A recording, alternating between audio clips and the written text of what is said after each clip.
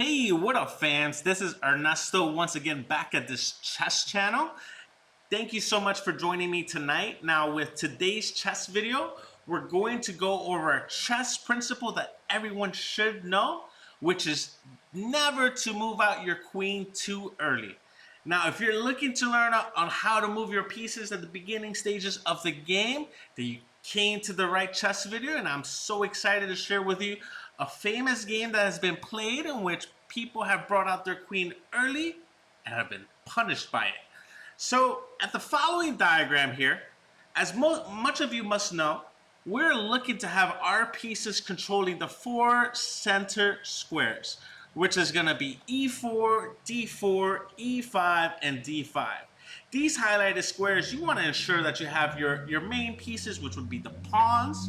You want to have your knights, your bishops, and essentially you want to castle towards the final stages of your chess game. But in this particular game, White decided to go a different route. White went ahead and played the pawn to d4, in which Black went ahead and captured, and Queen captured pawn to d4.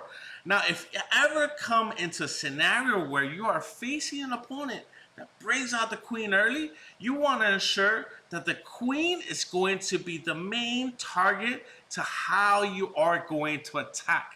Any pieces that you have on your side of the board, you want to ensure that you're actively developing. You want to control the four center squares, but most importantly, you want to attack the queen. Now, the best way to do something like this, Black goes ahead and plays knight to c6, attacking the queen to d4. And in this position, because the queen is worth 9 points, the knight is only worth 3 points, it's not the best idea for the queen to stick around in this square. So the queen goes ahead and plays queen to d5.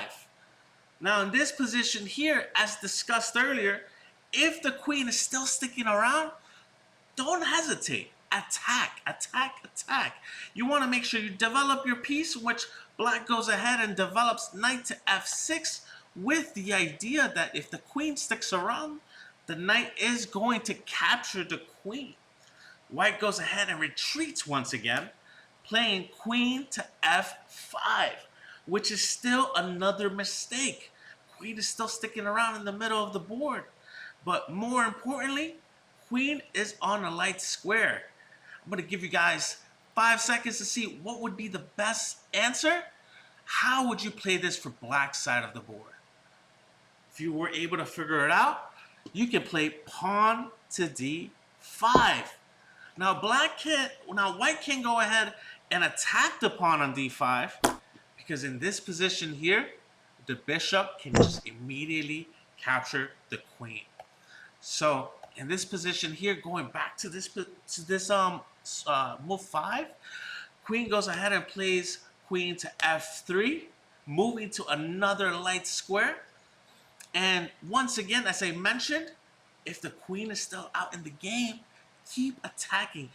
Every single plan that you create, you want to use her as a target. So we're going to play bishop to g4, attacking once again the queen. And the last move that was played was queen to c3. As discussed before, the queen was on a light square. We went ahead and activated our light square bishop. Now the queen, since the queen is on c3, Black went ahead and played bishop to b4, attacking once again the queen. And in this position here, the queen has no other squares to go. Now, if the queen were to move, the king would be placed in check. So this would be considered absolute pin. And no matter where else the White decides to play, such as bishop to b5, the bishop will capture the queen, knight captures bishop, and the game it's not over, but it's definitely, from an emotional standpoint, if you lose the queen in the early stages of the game, you're most likely not going to be motivated to continue playing the game, which in this case, White resigns. Now, going back to move to queen to d5, there are also other variations that can be played, right? So, I'm so sorry. Let's play knight to f6, and we decide to play queen to g5. f5, right? So once again, if the queen is still sticking around, I would suggest just keep attacking, keep moving your pieces. Even if you push the pawn up, you're allowing yourself in a position where now you've moved two knights, you move the pawn, and white is essentially just having to run away.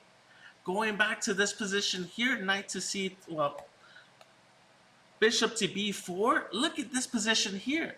We have a knight here, another knight here, another bishop here, another bishop here, a pawn here. We have a total of 3, 4, 5 different pieces actively controlling the center, looking to attack pieces on the board. Wow, you have only literally moved 3 pieces on your side of the board. So this is just another example of why you should be able to revolve your plan around attacking the queen. And just to continue on a couple more variations of what could have been played, let's go ahead. Let's play.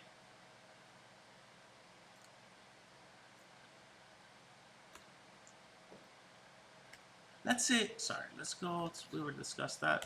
What if the queen plays to f4?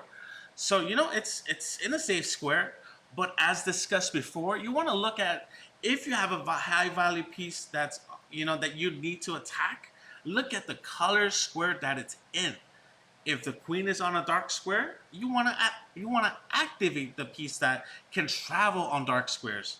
So that was played on black side. It was played bishop to d6, attacking the queen, queen to h4, and then in this position here, black proceeded with moving knight to d4 with the plan, if the king does not move, or if it just ignores the threat of knight capturing pawn. Let's say we play h3 as an example. Knight can capture pawn on c2, forking the king and the rook, which in a position like this, knight can capture the rook, and essentially you're winning. Black should be able to comfortably win this type of game. And this is just going off of the principle, don't move your queen early. If you're looking to develop your other pieces, look to do so, but avoid doing such a move like that. And I promise you guys, you're going to win lots of games. You're going to have excitement when you move your pieces. And if you see your opponent making this mistake, make sure to punish them, guys. Once again, this is Ernesto here on this chess channel. If you have any questions or anything you wanna let me know, please put a comment right below, and I would love to hear your feedback. Thank you once again, guys, and I hope you guys have a good rest of your night.